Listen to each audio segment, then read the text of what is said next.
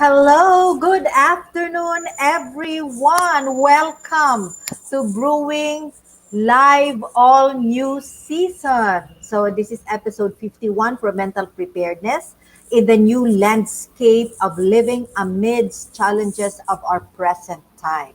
Brewing Live is a community service of Decaf Coffee Republic, our coaching hub and home of certified life coaches here in the Philippines, the first ever, the only coaching hub for life coaches in the Philippines. Now, this is in partnership with Life Coach Philippines. Our heart here as game changers is to brew mental fitness. To brew mental fitness uh, in your space and help nurture holistic mental health for you and the people that matters to you.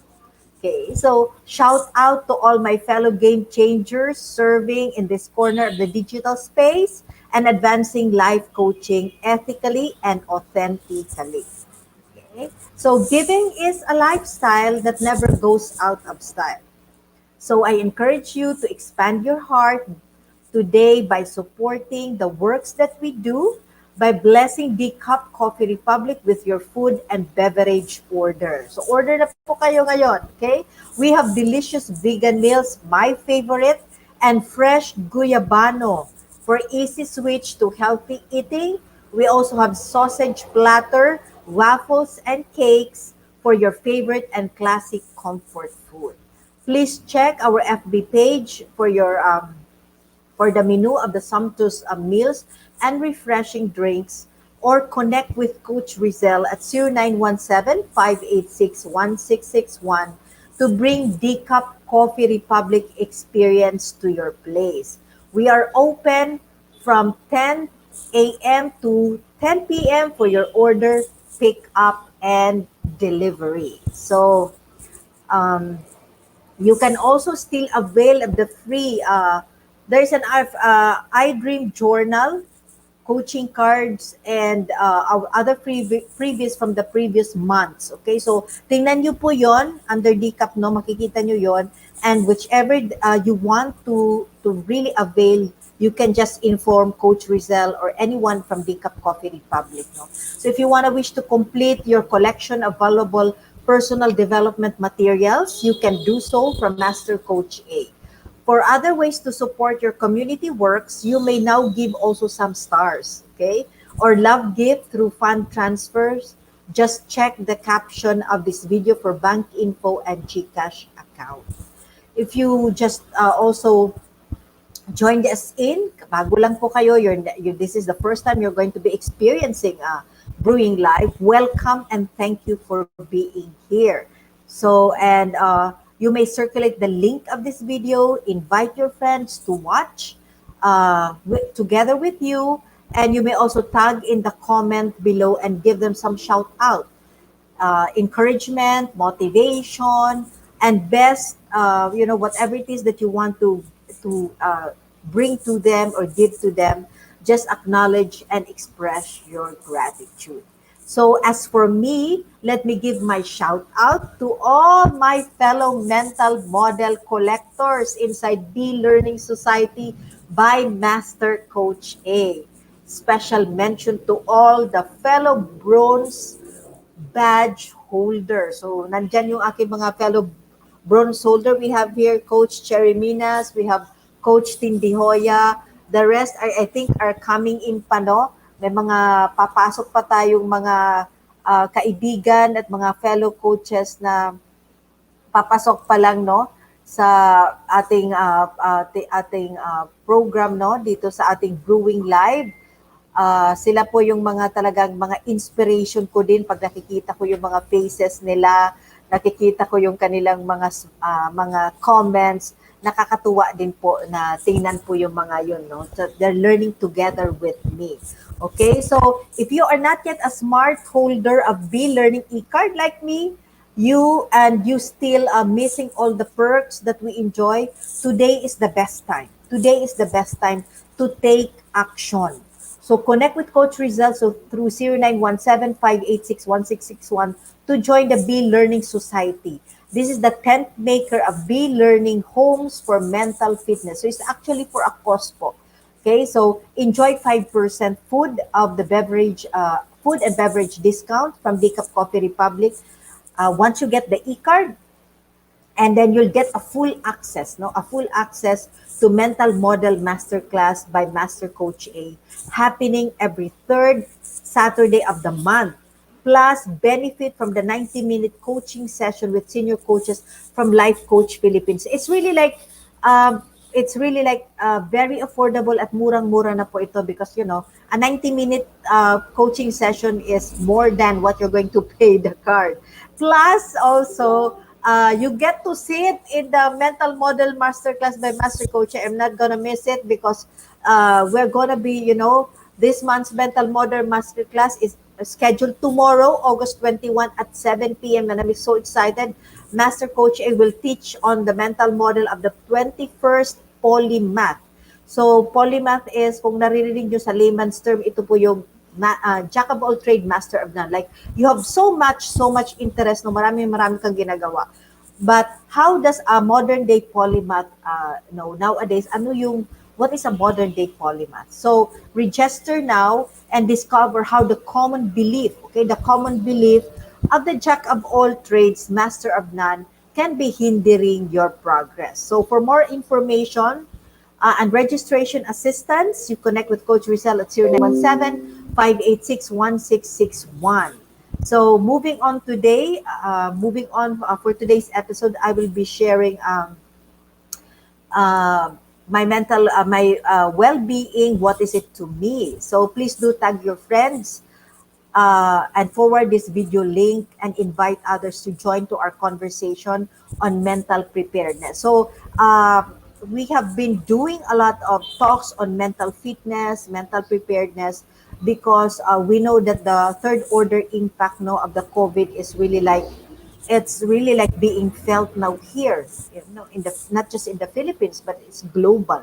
It's really like global. And we want to be able to um, help out, in the prevention of, of the impact of COVID-19, especially doon po sa mga, those who are really having some mental health challenges. They're really struggling even before, pandemic happened, and much more worse now that it's really like pandemic, so my well-being, what is it to me?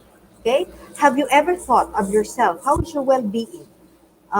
There are many people, no, who goes through life day in day out, go through the motion of living each day, yet they're not really like concerned, or they don't even know their status, they don't even know their mental health or their mental well-being, or whatever. When you talk about well-being, they're not really like conscious about it, they're not thinking about it until the time wherein they're really like struggling, wherein the challenges really are so high.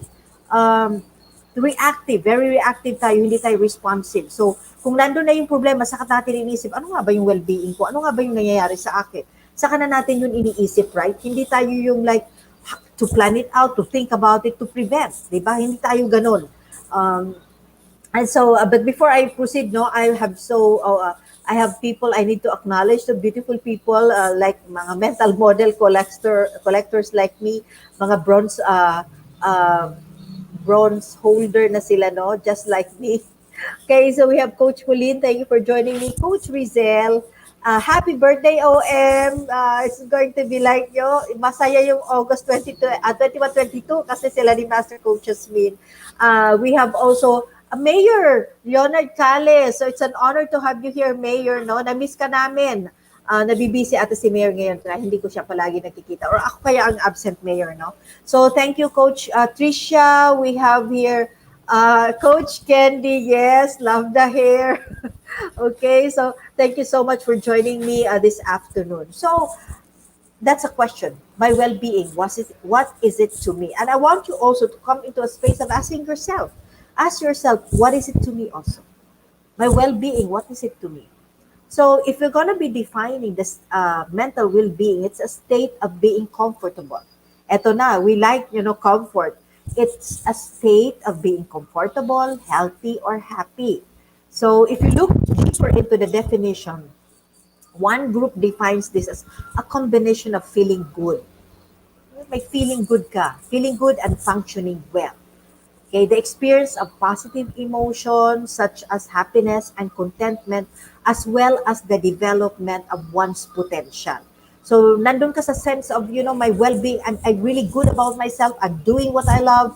I'm able to like practice what I love, my talents and skill na ibibigay ko, na i-share ko, and I feel good about myself.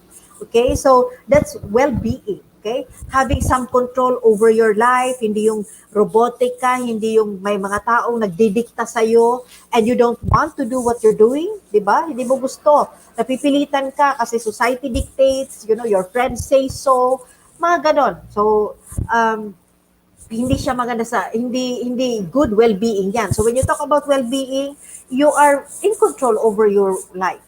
You're doing well. You're doing everything good. And even if you commit mistake, you're able to forgive yourself. You're able to get up. You move forward. It's having a sense of purpose. Ito na si Coach Rezzhel is our purposeful coach. Okay, having a sense of purpose and experiencing a positive relationship.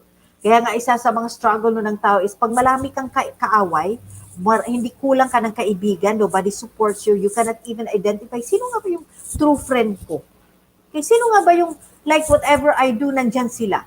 They will not tolerate me, they will celebrate me, yet they call my attention. Okay? And even if I commit mistake, hindi nila ako iwanan, pero they will really like correct me, pero nandyan sila. Okay? So yun, yung alam mong nandyan sila, whatever may happen, nandyan sila. Okay? Their heart will also bleed for you. Pag you commit mistake, like, umiiyak din sila. You make mistakes, you beat yourself, sila din talagang, they're really like, they really want to be there with you. Tapos, nagbi-bleed din yung heart nila para sa'yo kasi they know that you're messing up. So, that's a sense of well-being, knowing somebody's there for you. Diba? That's really like, it's something it's a blessing. So, that's the sense of well-being. So, but there is another way, a deeper way to define well-being. So, in an article I have read, well-being is about living in a way that is good for you. Living in a way that is good for you. So, tumitingin po ako dito po kasi yung aking press mat nandito po. Okay? So, it's you live a life that you will really reap the benefit. So, whatever actuations, whatever decision you're making, it is good for you. It's not a demise for you. Hindi ka dito nasisira. Okay? So, it's good for you and it's good for others around you. So you're living your life, maganda yung like on a daily basis, you're making good decisions, you are, whatever you do, you benefit from it, and the people around you is also benefiting from it. Sabi nga natin, we always share from an overflow. Kaya whatever it is that we are experiencing, na i-share natin. Kasi nga, hindi mo siya i-dictate kasi nga lumalabas sa'yo. At pag lumalabas sa'yo yan, overflowing, you imagine a fountain. You imagine a fountain na pag masayang-masaya, like it's a continuous flow. So pag ikaw, imagine yourself as a fountain, pag masaya ka, pas maganda yung nangyayari sa iyo, para lang siyang nagpo-flow, like talagang it's like, imagine a fountain. Walang stop yun. Pag maraming blessing, katulad na pag umuulan, yung fountain din, grabe, rumaragasa din yung water niya. Ganun din po sa atin. When we are in a state of well-being because we're doing something that is good for us and good for other people around us, the blessing pours in at hindi mo siya makukontain. You cannot curtail it kasi kusa siyang lalabas. Ganun siya talaga. Yes, Coach Rezzhel, having a purposeful relationship that you can be vulnerable so you can grow and achieve your success. Safe habit. Safe habitat. Tama, Coach, di ba? And it's a choice. It's a choice kung saan kang habitat. Hindi tayo ginawa ni Lord na, dito ka lang.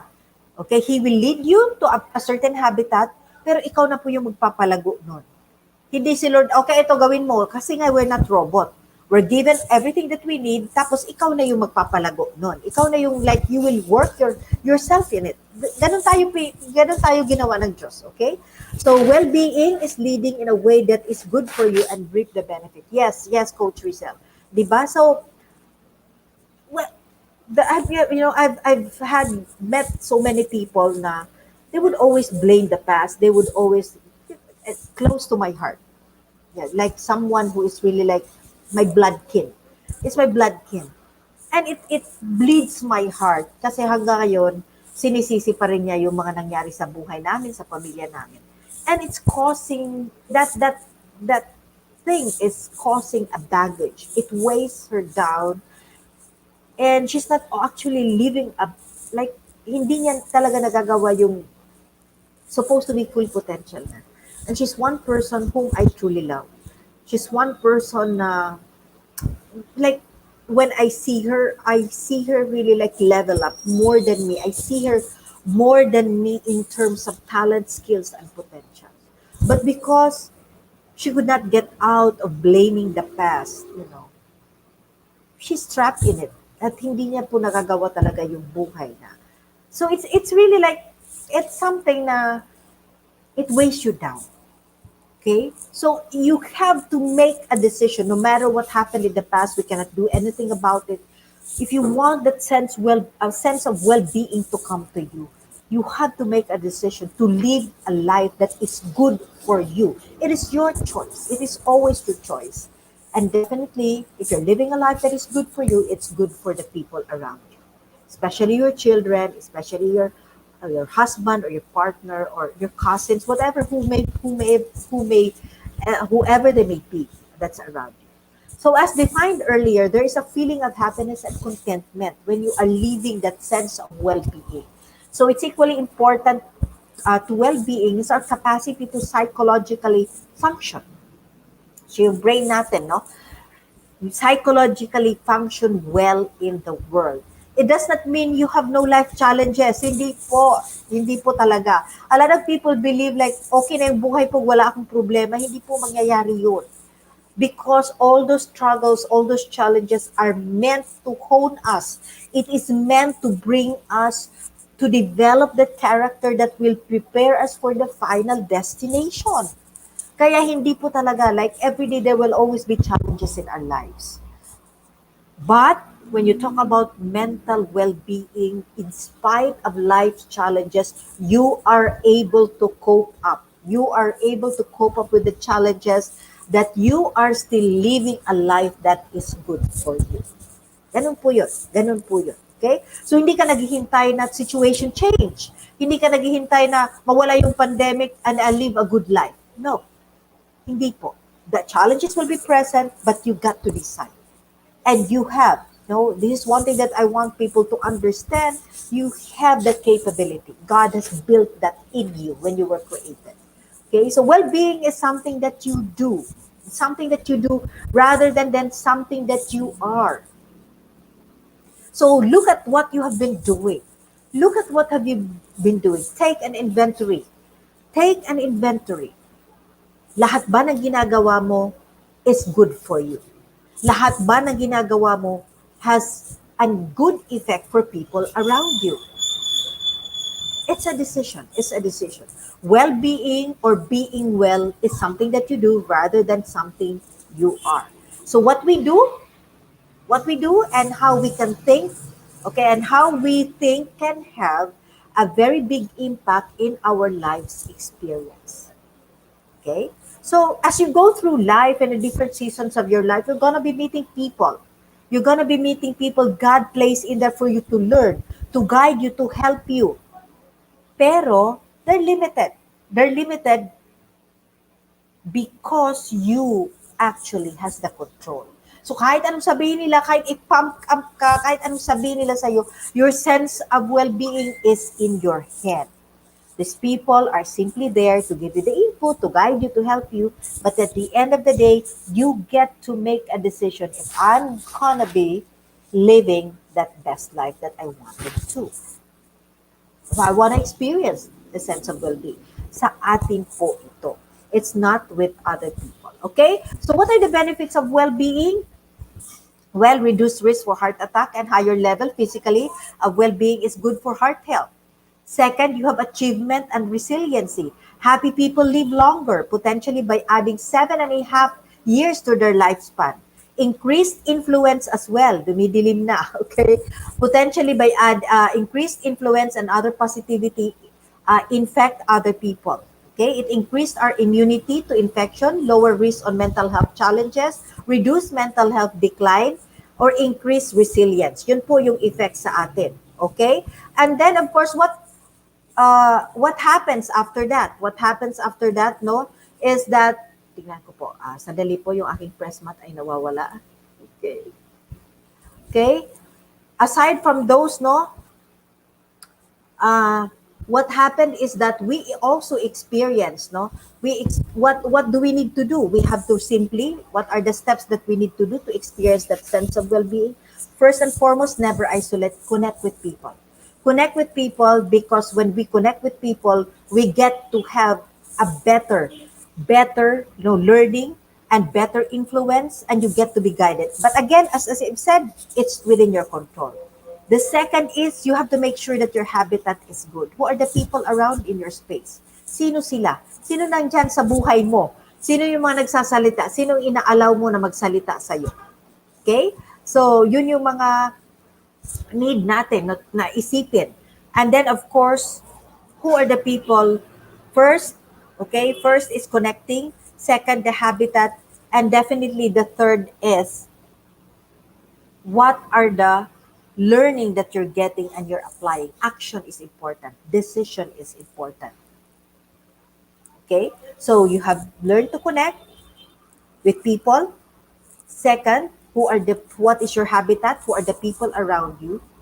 And thirdly, in your sense of well-being, what's your decision? What have you decided from all the input, from all the influence? What have you decided? Okay? To be in control so that your sense of well-being will level up. Will level up. And fourthly, what are the thoughts that's dominating in your mind? What is it that you need to put down so that you can experience having a life of sense of well-being? What is it? Is there forgiveness? Is there to need to let go of the past so that you can move forward to your best life? Taking care of you. What is it that you need to let go? Forgiveness, letting go of blaming the things of the past, and moving forward. Okay. So those are the things that you need to do. Connect, look at into your space. What is the space you're living in? Who are the people in your space? Who are the people you're allowing to speak to you that influence you? And lastly, number 4 is what's your decision? What's your action? How well do you decide? When you make decision, what are you considering? Because that's you. That's you in yourself. So you need to be able to do that. To be able to do that. Okay?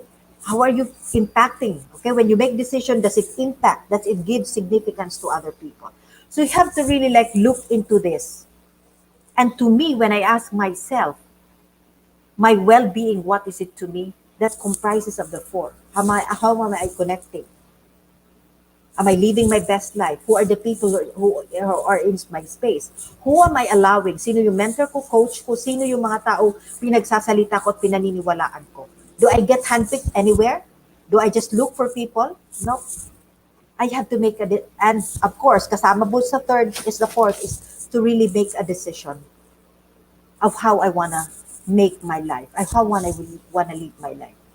It's never of the past, but it's as of the present. So basically, what we use here is the coaching intervention model, for life coaches. And we look into the physical, our physicality, the physical energy, the mental energy, the spiritual energy, and definitely the emotional energy. When this 4 is doing well, okay, when this 4 is doing well, because you have people speaking to you, you're giving ideas, you're getting good ideas, you are, you're creating significance for other people, and that you are moving about with yourself, touching other people's life, and you have let go of the baggages, not blaming the past, but looking forward, then your sense of well-being is gonna be impacting you, that you're gonna level up in your full potential. What is it to me? Well, it's very important to me because I know I can only bloom where God planted me. I know I can only exercise my full potential when I am taking care of my sense of well-being. And it in my control, it is my decision. I am created to be in control because I am built in with the capabilities that God has given me. So thank you so much. No, there's a small sharing that I'm giving you, and but I hope that you get to also like reflect. How are you in your sense of well-being? Ano nga ba yung nangyayari sa buhay mo? May mga kaguluhan bang nangyayari sa'yo? Okay? Kung ay yung mga kaguluhan na yun, bakit nangyayari yun sa'yo? Yung mga kaguluhan na yan. How are you taking care of yourself? Or are you allowing yourself to speak? So, I'm about to ano na yung aking battery po. So may I just like ask so really like thank you for joining me today and supporting the advancement of mental fitness.